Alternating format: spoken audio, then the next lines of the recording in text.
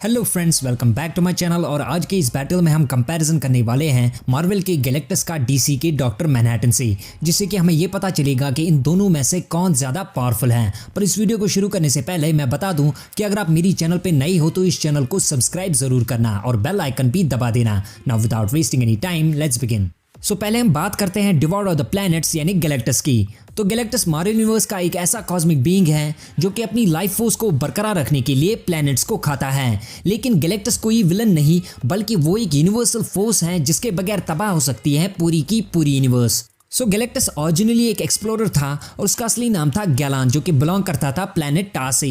लेकिन इंटरेस्टिंग बात यह है कि प्लैनेट टा और खुद गैलान भी मार्वल के करंट यूनिवर्स से बिलोंग नहीं करता, बल्कि वो एग्जिस्ट करता था बिग बैंग से भी पहले और मार्वल की करंट यूनिवर्स से भी पहले की यूनिवर्स में। फिर जब बिग बैंग हुआ और गैलान की यूनिवर्स खत्म हो गई तो उस टाइम गैलान अपनी यूनिवर्स की सेंशंस के साथ मर्ज होकर गैलेक्टस बन गया और उसके पास ऐसी कॉस्मिक पावर आ गई कि उसे अब अपनी एग्जिस्टेंस को बरकरार रखने के लिए प्लैनेट्स को कंज्यूम करना पड़ता है। अब अगर बात की जाए गैलेक्टस के पावर्स की, तो गैलेक्टस के पास कॉस्मिक पावर्स होते हैं इमेजरेबल लेवल के और वो मार्वल के सबसे पावरफुल बीइंग्स में से भी एक हैं। उसके अलावा गैलेक्टस को एक ओमनीपोटेंट एंटिटी भी कंसिडर किया जाता है और उसके पास होती है energy absorption, size alteration, molecular restructuring, invulnerability, immortality, matter transmutation और टेलीपोर्टेशन एटसेट्रा जैसे पावर्स भी। इतना ही नहीं, बल्कि गैलेक्टस एक तो एवेंजर्स और कुछ सेलेशियल्स को लेके स्काई फादर ओडिन तक को भी हरा चुका है और वो अपने एक ही से तबाह कर चुका है तीन सोलर सिस्टम्स तक को भी। सो अगर गैलेक्टस की कुछ और फीट्स को देखा जाए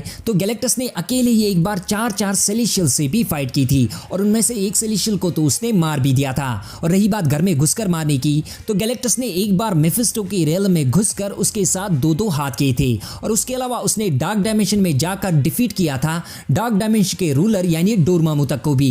लेकिन वो डोरमामू को सिर्फ डिफीट करने पे ही नहीं रुका, बल्कि उसने डोरमामू को डिफीट करने के बाद सीधे उसे एब्जॉर्ब कर लिया। इतना ही नहीं, बल्कि में तो गैलेक्टस ने 2 बार फीनिक्स के साथ भी फाइट की है, जिसमें से गैलेक्टस ने एक बार उसे हरा भी दिया था, जो कि अपने आप में एक बहुत ही बड़ी फीट कंसीडर की जा सकती है।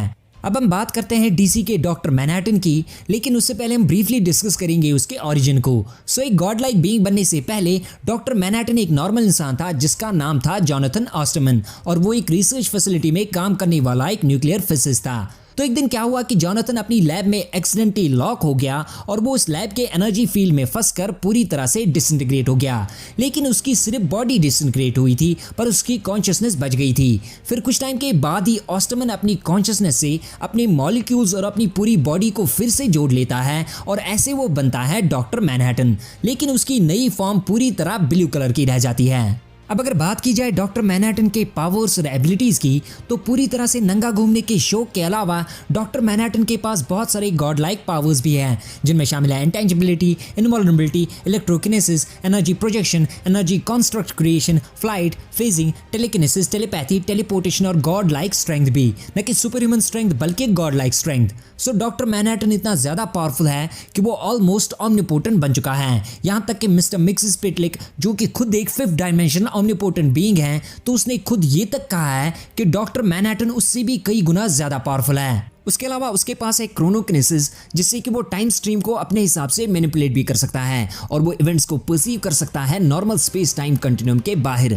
बल्कि वो तो टाइम में कभी भी आगे या पीछे तक जा सकता है। इतना ही नहीं, बल्कि डॉक्टर मैनहट्टन के पास एबिलिटी होती है चीज़ों को मॉलिक्यूलर लेवल पे कंट्रोल करने की भी, जिसका मतलब ये है कि वो बस अपने माइंड से चीज़ों को तोड़ भी सकता है और फिर इनको वापस जोड़ भी सकता है, और वो चाहे तो अपने माइंड से चीज़ों को क्रिएट या बना भी सकता है। उसके अलावा वो बस अपने एक ही थॉट से लोगों को डिसइंटीग्रेट कर सकता है, जो कि बहुत ही ज्यादा गंदा है लेकिन बहुत ही ज्यादा ऑसम भी।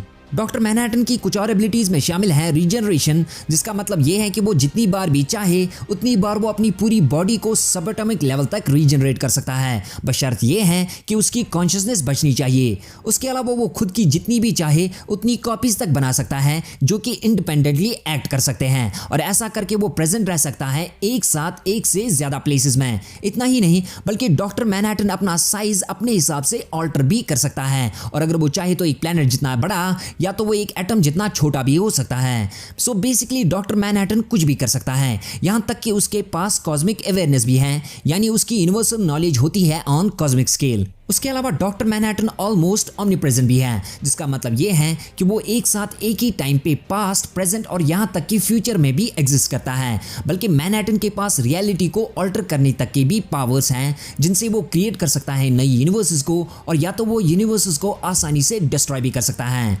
सो अब हम आते हैं इन दोनों कैरेक्टर्स के कंपैरिजन पे। तो एक साइड से हमारे पास है गैलेक्टस, जिसके पास अनलिमिटेड कॉस्मिक पावर्स होते हैं और जो कि एवेंजर्स जैसी टीम्स और ओडिन जैसे स्काई फादर्स को लेके हरा चुका है डोरमामू और फीनिक्स जैसी कॉस्मिक एंटिटीज तक को भी। और वही दूसरी साइड से हमारे पास है डॉक्टर मैनहट्टन, जिसके पास भी अनगिनत पावर्स और एबिलिटीज होती है, और जिसने कि डीसी की सबसे बड़ी सुपर हीरो टीम्स जैसी justice league, Teen Titans, justice society of America, Doom petrol और ग्रीन लैंटर्न कॉर्प्स जैसी टीम्स तक को हराया है। उसके अलावा जब जस्टिस लीग के पास मैनहट्टन के पावर्स का एक छोटा सा पोर्शन आ गया था, तो उससे उन्होंने परपेचुआ तक को भी ऑलमोस्ट डिफीट कर दिया था। और परपेचुआ एक ऐसी कॉस्मिक बीइंग है जिसने कि डेथ मेटल कैनन में क्रिएट किया था मल्टीवर्स को। तो अगर गैलेक्टस अपने साइज को ऑल्टर करके खुद को प्लैनेट्स जितना बड़ा और बहुत ज़्यादा छोटा भी कर सकता है, तो वही डॉक्टर मैनहट्टन के पास भी अपने साइज को ऑल्टर करने की ऐसी एबिलिटी मौजूद है। सो जहां गैलेक्टस के पास near limitless god like powers हैं और उसे एक ऑमनीपोटेंट एंटिटी कंसिडर किया जाता है, तो वही डॉक्टर मैनहट्टन ना ही सिर्फ एक नई ऑमनीपोटेंट, बल्कि उसके अलावा वो एक नई ऑमनिशेंट और एक नई ऑमनीप्रेजेंट बीइंग है, जो कि पावर से ऑल्टर कर सकता है रियलिटी तक को भी।